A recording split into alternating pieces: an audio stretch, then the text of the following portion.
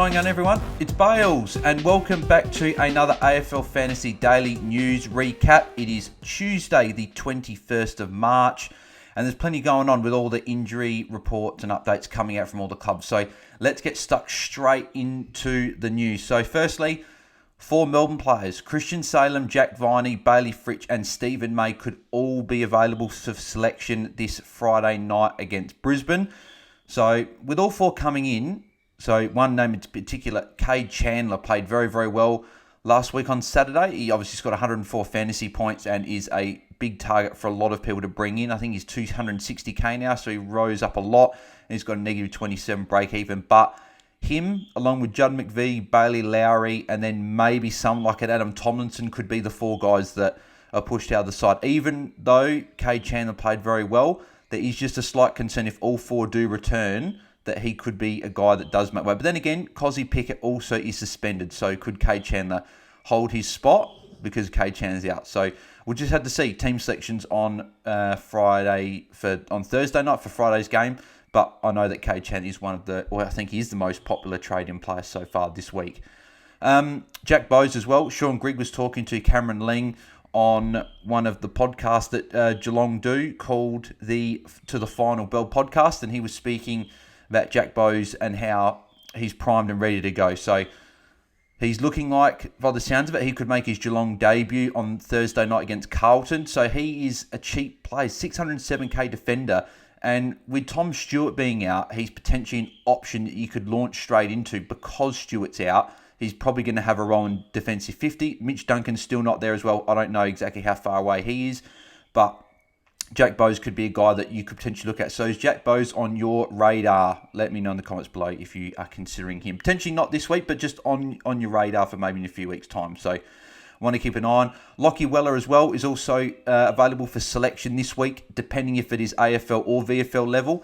If it is AFL level, that could put up a concern for Charlie Constable. Could be his spot. Also, Will Power is a test this week. Again, he's probably more likely than Weller to play VFL. But if both are around the mark, that could be a bit of a worry for Constable. Bailey Humphrey as well is available for selection this week. So there's a decent chance he could make his debut for Gold Coast.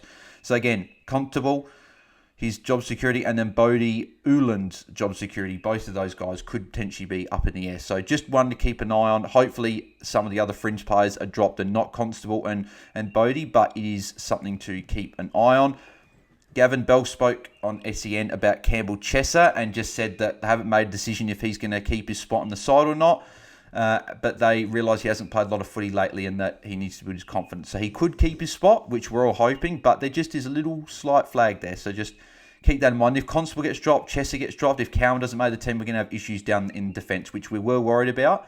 So just something to keep an eye on. Elliot Yeo, who missed round 1 due to a calf injury, Gavin Bell said that they're hopeful. He's such an important player for them, and hopefully he's getting close to selection. So whether that's this week or next week, they haven't put a time frame on it, but he could be back soon. Again, it is risky now, the fact that he has gone down already with an injury, and we're going to be bringing him in. But it is someone to keep an eye on because he is so cheap. So you could bring him in for a few weeks and ride the wave. But yeah, a guy to put on your radars.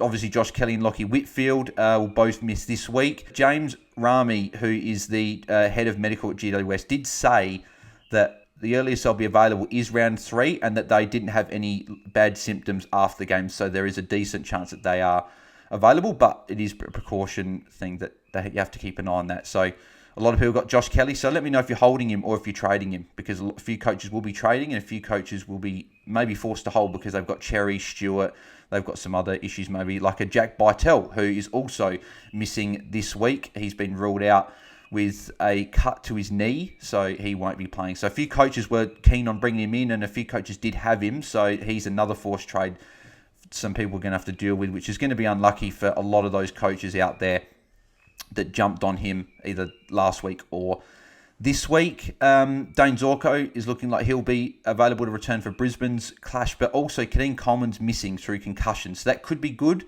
for Darcy Wilmot and Connor McKenna, but then Callum Archie and Darcy Gardner are also around the mark. They may not be ready this week, but they are around the mark, so it is something to keep an eye on.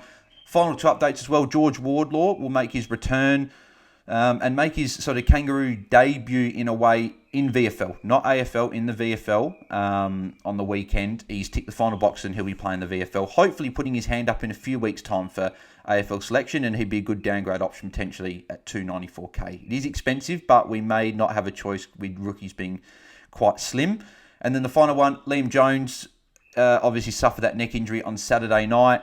So Chris Bell, their head of sports medicine, has said that they're doing everything they can to get him ready for Saturday night's game against St Kilda, but they'll know a lot more later in the week. So he's no guaranteed to play. So if you do have him, just keep a close eye on that, because he may not be ready, but he also could be. So there you go. That's all the news. But there's plenty of injury updates, and there's a heap of other players as well that maybe aren't necessarily fantasy relevant. But yeah, so go check all those on afl.com.au for all those updates there. But appreciate you guys tuning in and watching. Let me know your thoughts on any updates. If you've got these players, any trade questions, let me know in the comments section below. And yeah, if you did enjoy it, leave a like on the video. Subscribe to the channel if you haven't already. Bottom right hand corner, on our road to reaching 1,000 subscribers. We just hit 750, so we're 3/4 of the way there. Appreciate all the support. If you haven't subscribed, make sure you do.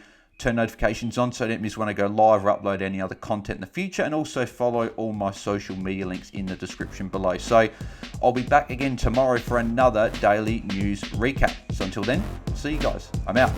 Cheers.